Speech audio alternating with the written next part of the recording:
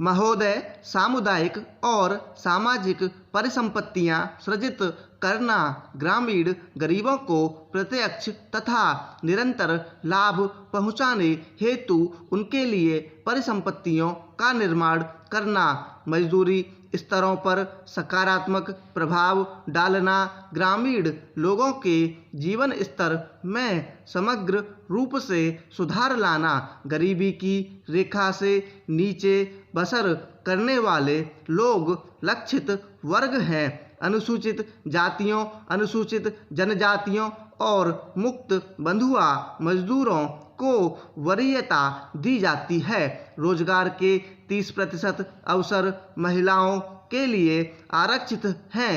केंद्र और राज्यों द्वारा 80 व 20 के अनुपात में व्यय वहन किया जाता है।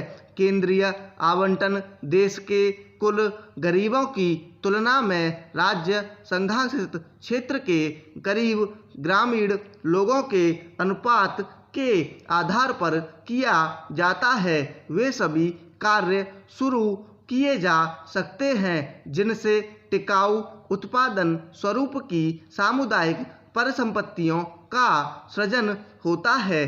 पंचायत समिति द्वारा परियोजना का मूल्यांकन और अनुमोदन किए जाने के पश्चात उसे अनुमोदन देने हेतु ग्राम पंचायत सक्षम है। संसाधनों का कम से कम 60% भाग मजदूरी घटक पर खर्च करना होता है।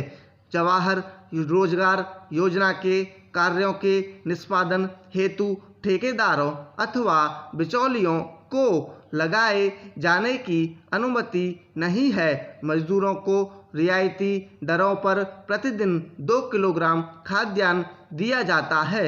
1755 पुनर्गठित ब्लॉकों में मजदूरों को दिए जाने वाले खाद्यान्नों का जारी मूल्य प्रति किलोग्राम 50 पैसे कम है।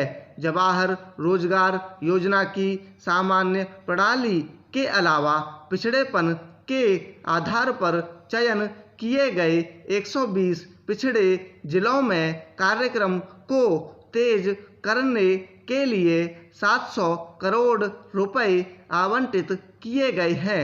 जवाहर रोजगार योजना की तीसरी पद्धति में विशेष और अभिनव परियोजनाएं प्रारंभ करने का प्रावधान है जिनका उद्देश्य मजदूरों का नगरों में पलायन को रोकना, महिलाओं के लिए रोजगार के अवसर बढ़ाना तथा स्वयंसेवी संगठनों के माध्यम से ऐसे विशेष कार्यक्रम चलाना है जिनका ध्येय जल संभरण विकास, बंजर भूमि का विकास करना हो।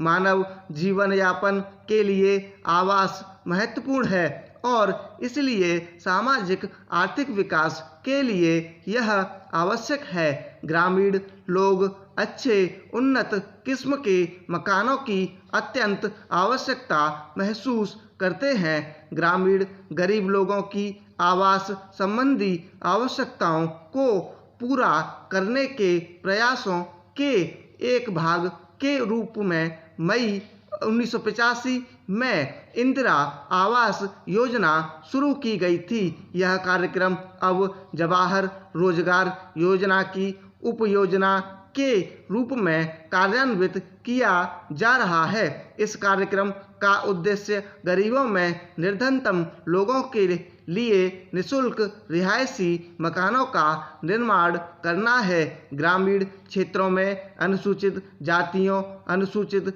जनजातियों तथा बंधुआ मजदूरों को वरीयता दी जाती है। जवाहर रोजगार योजना के तहत राष्ट्रीय स्तर पर 10% संसाधन इस कार्यक्रम के लिए निर्धारित किए जाते हैं। जिलों में निधियों का वितरण अनुसूचित जातियों, अनुसूचित जनजातियों तथा मुक्त बंधुआ मजदूरों की कुल ग्रामीण जनसंख्या में से इसे विशेष वर्ग के गरीबों के अनुपात के अनुसार किया जाता है।